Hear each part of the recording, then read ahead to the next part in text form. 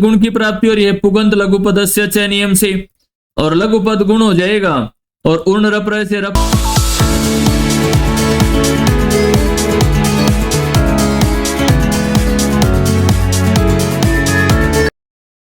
ओम नमस्ते जी। आज का हमारा विषय कृदंत प्रकरण में उत्तर कृदंत से प्रारंभ होगा। कहां से होगा? उत्तर कृदंत से। इससे पूर्व हमने आपके साथ पूर्व कृदंत के बारे में विस्तार से चर्चा की थी। अब हम यहां से उत्तर कृदंत के बारे में आपके साथ चर्चा करेंगे। कृदंत प्रकरण में पूर्व और उत्तर कृदंत ये दो प्रकरण कृत प्रत्ययों के लिए किए गए हैं। पूर्व प्रकरण में बताए गए प्रत्यय प्राय कारक अर्थों में होते हैं और उत्तर प्रकरण में बताए जाने वाले प्रत्यय प्राय भाव में होते हैं। उनमें कुछ प्रत्ययों के द्वारा शब्द अव्यय पद बन जाता है। ठीक है, तो आज हम कहां से अपने विषय को प्रारंभ कर रहे हैं? उत्तर कृदंत से। कृदंत प्रकरण का जो द्वितीय भेद है उत्तर कृदंत, एक तो प्रथम तो पूर्व कृदंत हो गया, जिनकी हमने कक्षाओं में विस्तार से चर्चा की है नियमों के बारे में। नियमों में प्रयुक्त प्रत्ययों को, आदेशों को, आगमों को शब्दों में प्रयोग करके आपके सामने प्रस्तुत किया है। आज हम अपने विषय को कहां से प्रारंभ कर रहे हैं? उत्तर कृदंत से। आइए अधिक समय न लेते हुए हम अपने विषय को प्रारंभ करते हैं। जो हमारा प्रथम नियम है, तुमुन नवुलौ क्रियायाम क्रियार्थायाम। नियम क्या कहता है कि क्रियार्थ क्रिया उपपद रहते धातु से भविष्यत अर्थ में तुमुन और नवुल प्रत्यय हो। अब उदाहरण क्या है इसमें? द्रष्टुम। उदाहरण क्या है? द्रष्टुम। अब द्रष्टुम शब्द में तुमुन या नवुल प्रत्यय है। यहां पर सर्वप्रथम होगा तमुन प्रत्यय, तुमुन। तो दृश्य धातु है, भुआद्य धातु से धातु संज्ञा हो गई। और दृश्य की जब तुमुन प्रत्यय लेके आएंगे तो दृश्य प्लस तुमुन बनेगा। तुमुन किससे आएगा? तुमुन नवुलौ क्रियायाम क्रियार्थायाम नियम से। अब कृदंत प्रकरण हम पढ़ रहे हैं, कृदंत प्रकरण हम पढ़ रहे हैं। तो कृदंत प्रकरण पढ़ रहे हैं तो कृत संज्ञा भी करनी अनिवार्य है, तो वो होगी कृत अतिंग से। और आर्ध धातुकम शेष से आर्ध धातुक संज्ञा हो जाएगी। और तुमुन का हमारे पास तुम शेष रहता है। मकार के उकार की तो हम उपदेश से अज अनुनासिक इत से इत संज्ञा कर देंगे और हलंत्यम से नकार की संज्ञा कर देंगे। शेष क्या रहा हमारे पास? तुम। इत संज्ञक का लोप कर देंगे तस्य लोप से। पिछली कक्षाओं में हमने एक नियम पढ़ा था। क्या नियम पढ़ा था? श्रीजी दृशोर झल्लय मकिति। क्या कहते हैं? इस सूत्र से अम का आगम हो जाएगा। किस सूत्र से? श्रीजी दृशोर झल यम किति नियम से। अब जब अम का आगम होगा तो मिदचो अंत्यात पर क्या कहता है कि दृश्य में द्रि धातु, द्रि के बाद अम का होगा आगम और स और तुम हमारे पास शेष रहेगा। अब अम के मकार की संज्ञा प्राप्त है हलंत्यम से, तो इत संज्ञा कर देंगे और तस्य लोप से लोप कर देंगे। तो द्रि अ स तुम हमारे पास शेष रहा। अब रिकार के बाद अच आ रहा है तो इको यणची से यण की प्राप्ति हो रही है। इका स्थाने यण आदेश भवति। तो री के स्थान पर यण क्या होगा? र। तो जब र आदेश हो जाएगा तो दर द र अ स तुम, और इनको मिला देंगे तो द्रस तुम बन गया। अब एक नियम पढ़ा था पिछली कक्षाओं में हमने, व्रश्च भ्रश्च सृज मृज यज राज भ्राज चछसाम सह। नियम से सूत्र के सकार के स्थान पर क्या हो जाएगा? तालव्य सकार के स्थान पर मूर्धन्य सकार। और इसी कड़ी में एक नियम और पढ़ा था इसी के साथ हमने, स्टुनाष्टु। नियम से ष्टुत्व हो जाएगा, अर्थात जो तुम का तकार है उसको टकार आदेश हो जाएगा तो द्रष्टुम हमारा रूप बन जाएगा। और कृतद्धित समासाश्च से प्रातिपदिक संज्ञा करके यदि स्वाद उत्पत्ति विभक्ति कार्य और कर देंगे तो द्रष्टुम हमारा रूप सिद्ध हो जाएगा। ठीक इसी प्रकार हमारा जो दूसरा उदाहरण है दर्शक है। द्रष्टुम देखने वाला और दर्शक है दर्शक। दर्शक का तो आप समझते हैं ना, दर्शक। दर्शक में कौन सी धातु है? यहां पर भी दृश्य धातु है।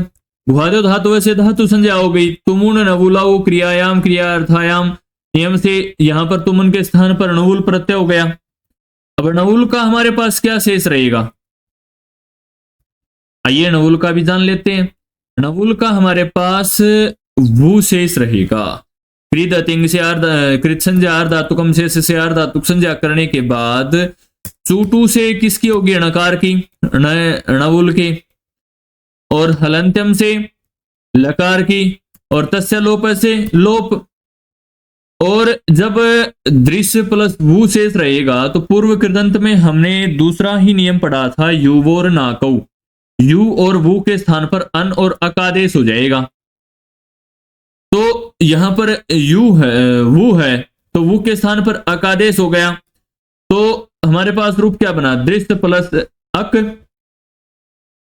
अब लघु पद गुण की प्राप्ति हो रही है पुगंत लघु पदस्य च नियम से, और लघु पद गुण हो जाएगा और उर्ण रपर से रपर हो जाएगा धातु में दृश्य के रिकार को, तो दर रूप हमारा बन जाएगा दर स अक।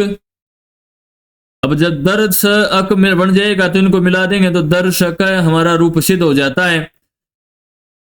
ठीक है, सिद्ध होने से पूर्व हम इसकी कृत अदित समासास्य से प्रातिपदिक संज्ञा कर देंगे, और विसर्ग आदि के लिए इसकी हम स्वादुत्पत्ति विभक्ति कार्य से स्वादुत्पत्ति विभक्ति कार्य कर देंगे, जिसमें सु आदि प्रत्यय आ जाएंगे और विसर्ग कार्य भी हो जाएंगे और दर्शक रूप हमारा सिद्ध हो जाएगा।